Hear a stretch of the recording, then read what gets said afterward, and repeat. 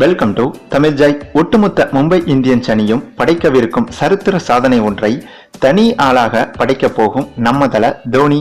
அது என்ன தகவல்கள்னு விரிவாக பார்ப்பதற்கு முன்பு நீங்க இன்னும் நம்ம சேனலை சப்ஸ்கிரைப் பண்ணலைன்னா மறக்காம சப்ஸ்கிரைப் பண்ணிக்கோங்க. கூடவே அந்த பெல் பட்டனை அழுத்த மறந்துடாதீங்க. இந்த வருட ஐபிஎல் போட்டிகள் வருகிற சனிக்கிழமை அன்று தொடங்க உள்ளது. முதல் போட்டியில் சிஎஸ்கே வெர்சஸ் ஆர்சிபி அணிகள் மோதுகிறது. இதற்கான விளம்பரம் ஒன்றில் தல தோனி விராட் கோலியிடம் தாமதமாக வராதே, சீக்கிரமாக வந்துவிடு என்று பேசிவிட்டு செல்வார்.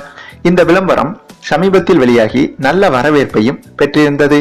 அது மட்டும் இல்லாமல் இந்த ஐபிஎல்லில் இன்னும் 3 போட்டிகளில் மும்பை இந்தியன்ஸ் அணி வெற்றி பெற்றுவிட்டால் ஐபிஎல் வரலாற்றில் முதல் முறையாக 100 வெற்றிகளை பதிவு செய்த அணி என்ற சாதனையை நிகழ்த்த உள்ளது. அப்படியானால் நம்ம சிஎஸ்கே அணி கூட இன்னும் 100 வெற்றிகளை பெறவில்லையா என்று நீங்கள் யோசிப்பது சரிதான்.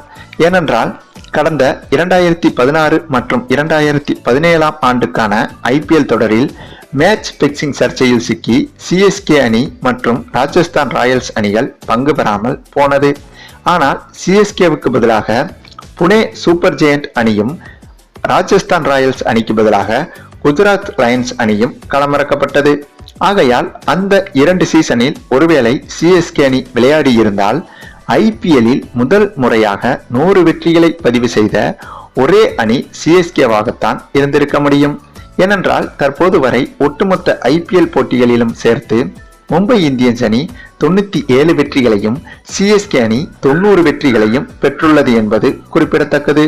ஆனால் ஒட்டுமொத்த மும்பை இந்தியன்ஸ் அணியும் படைக்க இருக்கும் இந்த வரலாற்று சாதனையை காட்டிலும் ஒருபடி மேலே சென்று புதிய சரித்திரத்தை ஒன்றை சாதனையாக மாற்ற இருக்கிறார் நம்ம தல தோனி.